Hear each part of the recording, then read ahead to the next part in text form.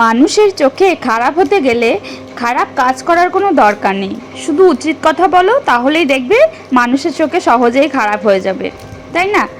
চলো, অনেক কথা হবে, অনেক গল্প হবে, তার আগে আমার পরিচয়টা দিয়ে দিই। আমি কেয়া, আর কেয়া লাইফস্টাইল ব্লগে তোমাদের সকলকে জানাই ওয়েলকাম। আর ঘড়ির কাঁটায় এখন বাজে মোটামুটি 9টা। তো এখন থেকেই আমার ব্লগটা স্টার্ট করছি। এখন যা মারাত্মক গরম পড়েছে, ঘুম থেকে উঠেই মনে হচ্ছে কখন স্নানটা করব। তাই ভাবলাম যে সকাল উঠে আগে স্নানটা সেরে নেবো, তারপরে বাকি যা কাজ থাকবে সেগুলো করব।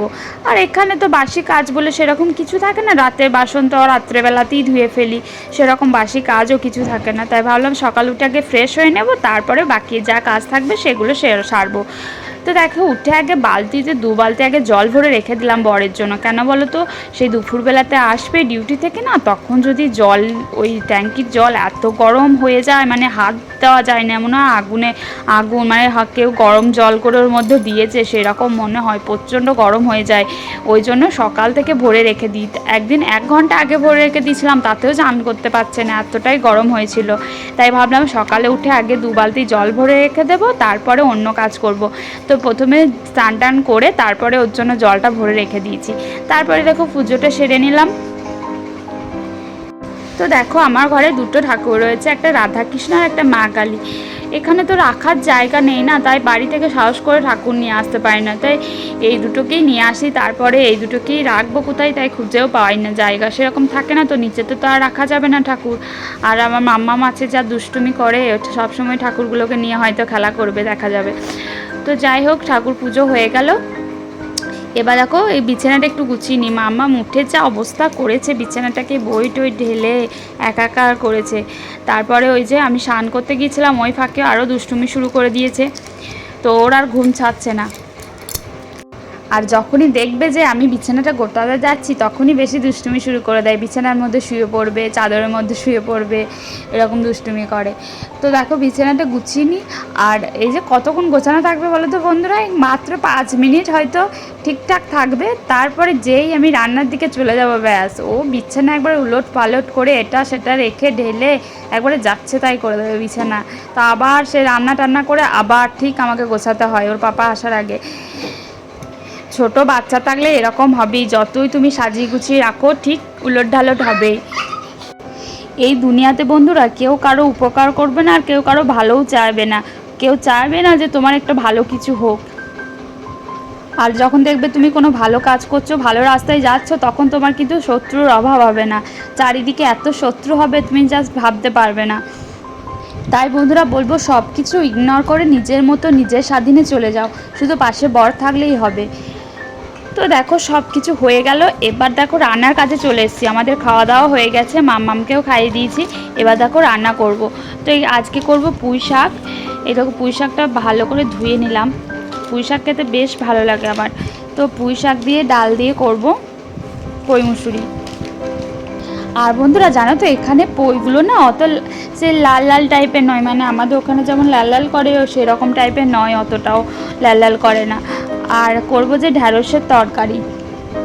এগুলো না সব কালকে রাত্রেবেলায় কেটে রেখেছিলাম, যাতে আজকে একটু তাড়াতাড়ি সব কিছু হয়ে যায়, ওই জন্য আমি রাত্রেবেলায় সবজিগুলো কেটে রেখে দিই।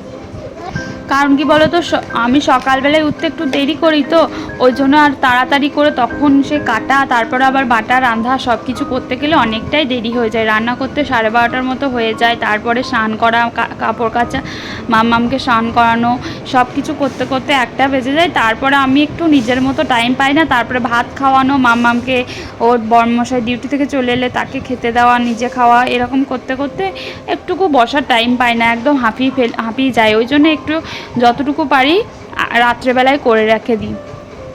আবার বিকালবেলাতে যদি কাপড়গুলো থাকে কেচেও রেখে দিই, যে সব সময় সেই দিনই কাচতে হবে তার কোনো মানে নেই, বিকালবেলাতে কাপড়গুলো কেচে রেখে দিই, যাতে পরের দিন সুবিধা হয়। একটু করে কাজ করছি আর হাঁপিয়ে যাচ্ছি, মনে হচ্ছে খালি একটু করে জল খাই তাহলে শান্তি। এই যে ঢকঢক করে 1 গ্লাস জল খেয়ে নিলাম, আর মাম্মামকেও জল দিই, আমি যতবার খাই ওকেও ততবারই দিই, কারণ এই গরমে জলটা খাওয়া আগে দরকার, খাওয়া দাওয়া না হলেও চলে যাবে, জলটা তো চাই। আর এই নর্মাল জল তো খেতেই পাচ্ছি না, ফ্রিজের জল না খেলে। তো ওই ফ্রিজের জল আগে ঢকঢক করে খেয়ে নিচ্ছি, মিক্স করার কোনো দরকারই নেই। আর ওইদিকে দেখো, প্রেশার কুকারে ডালটা বসিয়ে দিয়েছি, এবার ঢ্যাঁড়সগুলোকে ভাজবো। দুদিকে দুটো বসিয়ে দেবো, তাহলে তাড়াতাড়ি হয়ে যাবে রান্নাটা। আর হ্যাঁ, আর দেবো যে আলুতে আর ঝিঙেতে সিদ্ধ করব। কালকে বেশ কার কাছে শুনলাম যে ঝিঙে আলু সিদ্ধ করেছে, তো আমারও খেতে ইচ্ছে করে গেল, তাই ভাবলাম যে ঝিঙেও তো রয়েছে, ওই জন্য ঝিঙে আলু সিদ্ধ করি আজকে।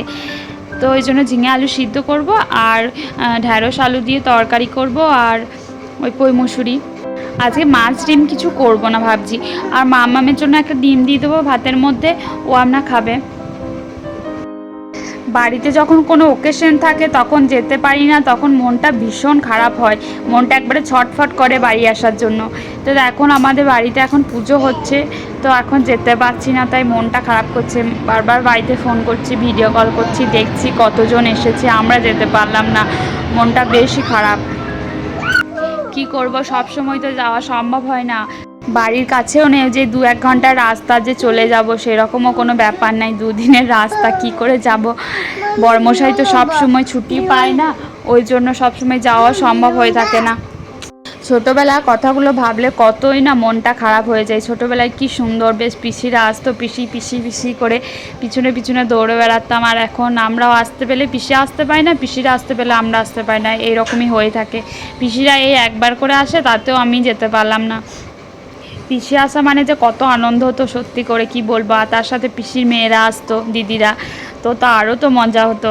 তো এখন দিদিরা তো নিজেদের শ্বশুর বাড়িতে থাকে, সব সময় আসতেও পারে না, আর আমরাও সব সময় আমাদের দেখাও হয় না। আগে না মানে বছরে যে কতবার করে দেখা হতো তার কোনো ঠিক নেই, আর এখন বছরে একবারও হয়তো দেখা হয় না।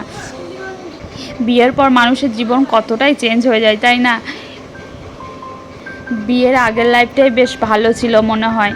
তো যাই হোক, দেখো তোমাদের সাথে কথা বলতে বলতে রান্না টান্না কমপ্লিট হয়ে গেছে। কত বাসন হয়ে গেছিলো, সেগুলো সব মাজলাম। না, রান্না করতে করতেও অর্ধেক মেজে নিই আমি, আর কড়াই টড়াই ছিল ওইগুলো সব মেজে নিলাম। তারপর ভাতের এই দেখো মাঠটা ঝরিয়ে নিলাম। ভাতের মাছ ঝরাতে না আমি বেশ ভালো পারি না, আমার ভয় লাগে ভীষণ, কত ভয় ভয় করে ভাতের মাছ ঝরাই। আর বরমশাই থাকলে তো বলতে হয় না, ওই ঝরিয়ে দেয়, কারণ জানে যে আমি ভালো করে পারি না, তো ওই জন্য ও ঝরিয়ে দেয়। আর এই যে বরমশাই ডিউটি থেকে বাড়ি চলে এসেছে, আর দেখো নতুন ফল নিয়ে এসেছে, লিচু। কে কে খেলে এবছরে? বরমশাই বলে এই রাস্তার ধারে দেখতে পেলাম, আজকেই প্রথম দেখলাম, তাই নিয়ে চলে এলাম। আর এই যে দুটো জলের বোতল নিয়ে এসছে, এই জলের বোতলগুলো দেখতে কি কিউট, 5 টাকা করে দাম। আর এই যে পটল নিয়ে এসছে, আমি বলছি এত পটলগুলো নিয়ে এসছো, বলছে কম দামে পেয়েছি ওই জন্য নিয়ে চলে এসেছি। আমি বলছি নিয়ে তো চলে এসছো, তো শুকিয়ে যাবে তো।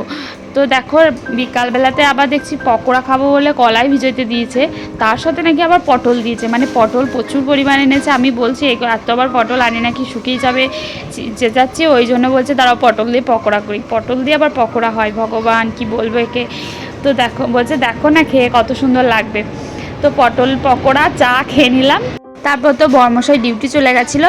তারপর রাত্রে আবার কি করবো, তো রাত্রেও আবার পটলগুলো তো ফুরাতে হবে, তাই না, নাহলে পেকে যাবে পটল। এমনিতেই ফ্রিজে এত গরমে সব কিছু শুকিয়ে যাচ্ছে, পচে যাচ্ছে, আর এক গাদা গুনিয়ার পটলগুলো নিয়ে এসছে। আমি বলছি তো আজ এই কদিন শুধু পটলই রান্না করবো, আর অন্য কিছু আমি রান্না করব না। তো রাত্রে পটল পোস্ত করে দিলাম, আলু দিয়ে পেঁয়াজ দিয়ে। পটল দিয়ে পেঁয়াজ দিয়ে পোস্তটা বেশ ভালোই লাগছিল কিন্তু খেতে বন্ধুরা। তো কিন্তু পটলগুলো অনেক এনেছে, কিন্তু পটলগুলো কিন্তু একদম কচি কচি ছিল, একদম বীজ সেরকম হয়নি। তো আজকের ভিডিওটা এখানেই এন্ড করছি। আশা করি তোমাদের আজকে ভিডিওটা ভালো লাগবে, আর যদি ভালো লাগে তাহলে একটা লাইক কমেন্ট শেয়ার করতে ভুলবে না। আর তুমি যদি আজকে ভিডিওটা আমার প্রথম দেখে থাকো, তাহলে আমার ফ্যামিলিতে একজন সদস্য হয়ে যাও। যদি আমাকে ভালো লাগে, আমার ভিডিও ভালো লাগে, তাহলে একটা লাইক করে দিও। তো আজকের মতো টাটা, দেখা হচ্ছে নেক্সট ভিডিওতে। ততক্ষণ তোমরা ভালো থাকবে, সুস্থ থাকবে।